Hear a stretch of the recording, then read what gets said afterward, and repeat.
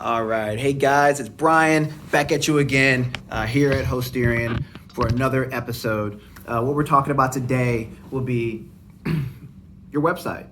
Okay. Just to start it right off, I had a client and I get a lot of people coming to me because they don't know what's going on with their website. And the problem really was they have a website and it's not getting traffic. So I asked them, why is your website not getting traffic? Well, what are you doing to get traffic? And it was crickets. They had nothing to say. I'm like, well, that's why your website's not getting traffic, right?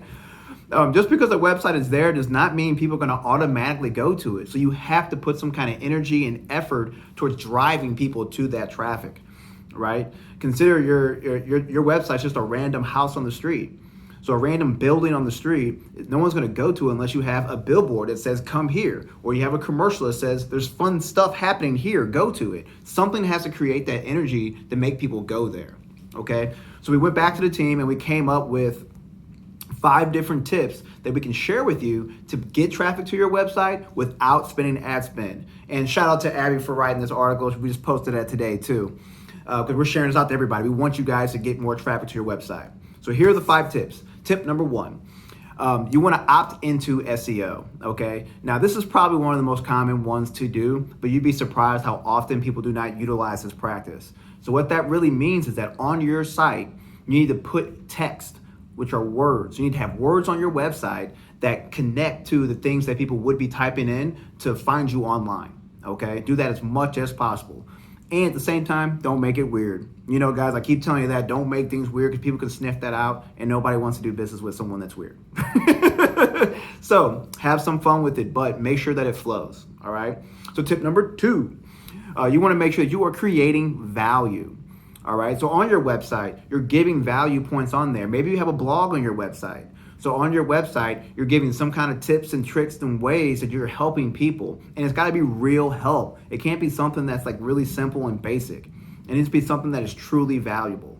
Now that can be a double-edged sword, right? Because what's valuable to me may not be valuable to the next person and so forth. But if you're in your industry, you know there are certain things that people just don't know. So you create that value by talking about those nuances in a blog, all right? Which brings me to my next point. Social media. You have to be on social media. This day and age, I mean, Facebook's the most popular community in the world, right? Everyone has a Facebook account. Some people have multiple Facebook accounts. So for your business to not be where people are is absurd. So get yourself on the social media accounts and then post. Now, what's really cool is that when you take that blog and you post on your social media site, now you have an opportunity to share. We are in a share environment. So people want to share posts. They want to like posts. They want to react to the post. They want to comment on the post. So now you can be that person that gets shared. Your business can be the one that gets shared and liked and commented and reacted and all that kind of good stuff. But if you're not on social media, you eliminate that option.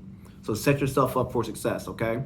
So number 4, number 4, build links. Now this one's crazy important because you want to make sure that you are connecting your website to other people's websites, okay?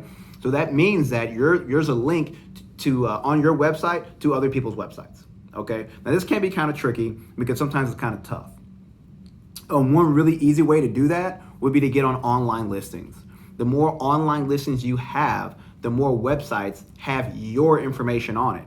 Now, why that's so cool is because that shows Google you are worthy enough of getting a citation online, okay? Because someone else is vouching for you. It's like a witness, right? So how awesome would that be if you had 75 people saying that you were awesome or you were selling whatever product and service that you sell? That's going to make you occur a lot more believable to people, which is going to increase the probability that they click that link and go to your website and check you out, okay? So number 5, we're on number 5. Now the fourth one was building onto that, building links. Now you want to contribute on other people's websites.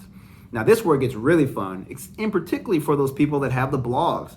If you're consistently writing a blog and you're giving out value for people, not only do you share that on your social media and create that opportunity to people to interact online, you can also go to blog sites and you can post your article on that site. You can tell people, hey, listen, I found this out. This helped a lot of people. Here it is.